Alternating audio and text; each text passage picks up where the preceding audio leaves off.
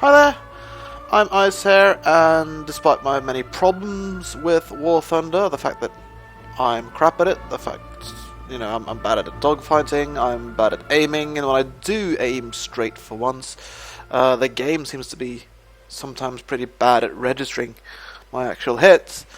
Despite all that, I keep coming back to this game and finding new and hilarious things in it. Most recently, there was a bit of a research bonus to the German Ju87, the Ju87 Stuka dive bomber line, and well, the Stuka, of course, is quite famous from the early blitzkriegs of the war, when it enjoyed considerable success because, well, nobody had really seen what a concerted effort from both air forces, bombers, and ground forces, mostly tanks, could really do before in warfare, and perhaps even more importantly because the Luftwaffe just generally had air superiority and the Stukas were free to bomb whatever they wanted. Despite all that, really, the plane was a fairly dated design for World War II, really, especially later on in the war, and it's not really a very good bomber, to be honest, especially stock. It carries basically just one 250 kilogram bomb. You can upgrade it to carry a few more smaller bombs, but its bomb load is unimpressive. It's also slow. You're not going to run away from any enemy fighters. Well, like many bombers, I suppose, it's a slow climber. It does not do loops. And the armament for the first three of the series is piffling. Well, I mean, at Tier 1, I suppose, a single low-caliber machine gun turret and two machine guns in the nose. That's basically what most Tier 1 planes have, but honestly, the forward guns there are no better than the forward guns on the reserve biplane. And while the addition of a turret helps a little bit, it's not really that effective. I mean, it's a bomber, and everybody treats it as a bomber, and nobody sees it as a threat. But recently, I unlocked this version of it, the Ju87 D-5, which has two 20mm cannons in the wings. I don't know, I guess maybe the Germans got tired of flying all the way to the enemy, dropping their single bomb, and having to fly all the way back. Certainly the cannons, certainly this was the forerunner of the Ju87G versions with 37mm cannons, which was specifically designed to go after tanks, which they did with considerable success. But the thing about those cannons, well, it's good armament. It's got massive amounts of ammunition too. It's not as if you haven't already got the good fighters like the 490, which have basically the same type of armament plus machine guns, although much less ammunition. But I'm going to show you an absolutely hilarious game that I had in my Ju87 D5. I'm going to show you just a replay. I unfortunately didn't record. I very rarely do record. I don't play that much either. Didn't know this was going to turn out to be so much fun. So the great thing about the Ju87 D5, even though it's classed actually not as a bomber but as an attacker with those powerful cannons, you do start out at a bomber altitude. Since this is a replay, you won't actually see any altitude meters. But once we get there, here we go. You see, these are bombers. like me, friendly bombers. And I'd say we're probably at about 5,000 meters or something, 4 or 5,000 meters. I believe that is an Italian SM-79 Sparviero. That, I'm fairly sure, is a German Heinkel 111, which has a much better bomb load than my Stuka. Not quite sure what that is, but some sort of bomber too. This is arcade, by the way. I'll speed this up a little bit. And we're heading with my one single bomb for the enemy. Basically, I'm heading for the airfields over there. I don't know why they don't show on the replay now. They're over there somewhere. I've seen them in the replay before. Maybe it was one of those ninja updates that messed with the replay, I don't know.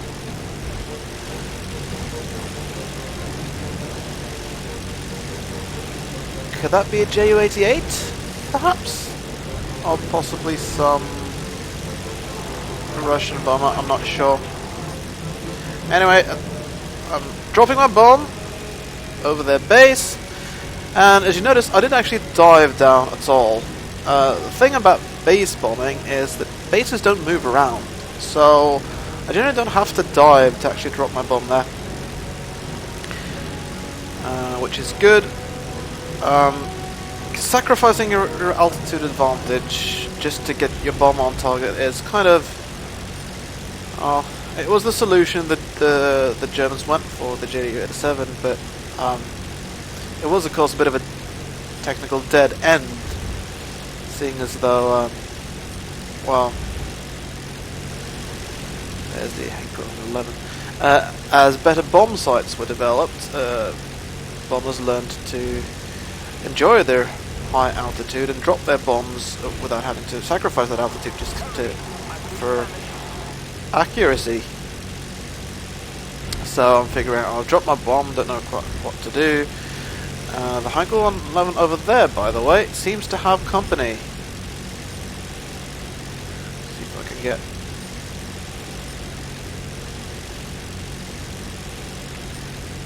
Can't see them yet, maybe I want to move on a bit. I think there's a P-47 and... yeah, it's there. Having 6, why can't I? Oh, hang on. I know. There we go. There it is. That is a Yak-3, and it's close enough to the Heinkel 111 that the Heinkel's onboard gunners are opening fire. Of course, Yak-3 is a powerful, very powerful fighter. I think it's battle rating of 4. If it's a Heinkel 111, that's battle rating 2 or 3. I'm in a battle rating 3 plane, and not only is there a Yak-3 there, but there's also a P-47 heading the Heinkel's way. There he is. The brilliant thing, though, is both of them completely ignore me. Probably because I'm above them, they don't really want to climb up to me. And also, I'm just another bomber, right? That's the brilliant thing about the Ju87. You see there, that's a Yak-3. You see there's a P-47. It kind of says that on the screen when you lock onto a target.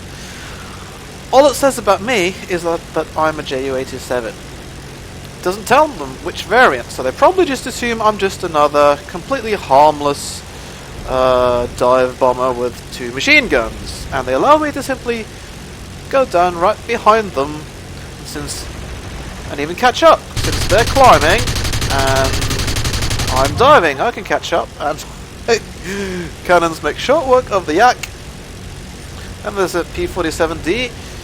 Doesn't seem any wiser either, even though his mate has just been shot down.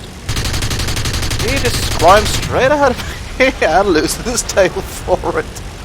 Wonderful. Oh, do not underestimate the cannons on the Ju87. I think at this point the Heinkel 111 was kind of thanking me for the help. He did just the right thing, by the way. When he got attacked, he turned towards me, realised that I was the closest thing to fighter cover that he actually had. think at this point I'm just heading... Yep. Just drop... There you actually see the base, which I dropped my bomb. Because my bombs... This is arcade, they reload. So I drop my bombs. There it goes. And try to gain back some of my altitude. You see, this time I did actually dive just to get my bomb on target. It is easier to aim in a dive bomb when you're actually bombing. When you dive down,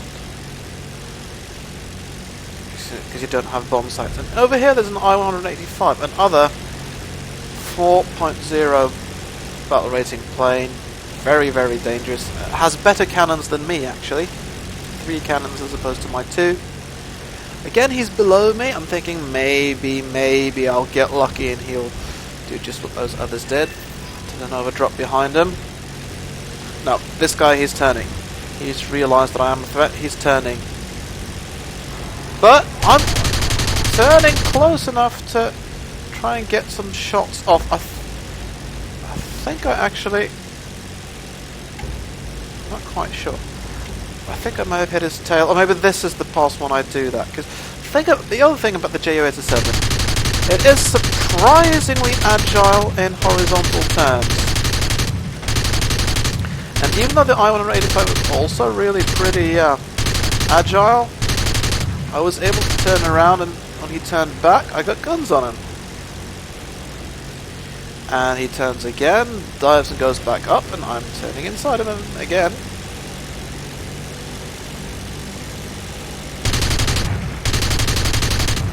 And there he really ought to feel something. You saw that explosion there. I think the hit registration went a bit awry there. I think though, to be honest, I think I hit his tail at one point. Which may have something to do with why he just can't outturn me at all. He's got a much better engine than me though. He really should just try and run away, but he tries to turn fight me. Of course, as you can see, I'm developing complete and utter tunnel vision on this guy because he's turn fighting me and he's much faster. I don't really want to let him just fly away because then he'll just come back. I have an advantage in a turn fight, which I will lose if I let him climb and get to boom and zoom on me. And as you can also see, I'm still crap at aiming, guys. There, his right flap is gone. He'll struggle even more to do very sharp turns at low speeds. Here you see the horribly slow roll rate of the Ju87. I was not able to roll with him, but when I just throw my plane around like that, I can still turn inside him. And there. At this point I'm thinking, oh, I'm screwed, there's an enemy fighter coming in. And I'm just trying desperately to throw another sharp turn so as to avoid fire. And there is, oh, that's an I-16 Ishak. And here's why I didn't want to let that I-185 go. Well, gave him enough space, he comes back, he tries to shoot me. But again, I do it sharp turn to the other side. He was unlucky with his first hit. And I evaded shots. And luckily for me, there's also a Thunderbolt coming in, trying to take a bit of a boom and zoom attack on the Ishak, which the Ishak evades. But again, keeps me alive for a wee bit longer, and lets me figure out what it is I've got on my tail, that it is an Ishak.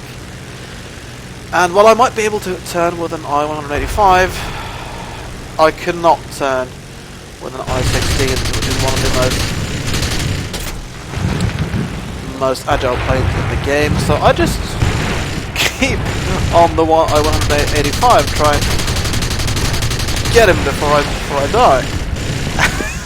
And the Ishak decides he's had enough of my plane being able to tank out most of his machine gun shots and starts firing rockets, but luckily somehow I escaped them, although I'm now smoking.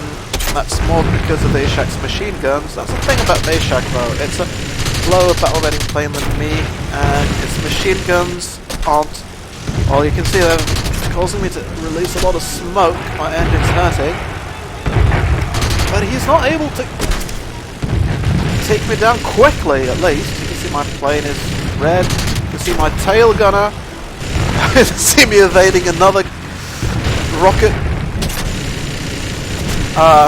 And there! I was just thinking about the I-185 and suddenly I was told that I killed the I-16 because I had this tail gunner with a machine gun who, I mean, those machine guns, they didn't help very much against the British Spitfires and Hurricanes in the Battle of Britain. Who's that over there, by the way? Not quite sure. But an I-16, for all its superb agility, it can't take that much damage, and even my rear pilot was able to hit him. So here we go. I spent almost the whole game just trying to actually nail this I-185, and there we go, the game's over. I think that was an Aero Cobra trying to take some pot shots at the I-185 before game's up. But I've been chasing this guy for the whole game, you know? I want to get him, even though the game is really over.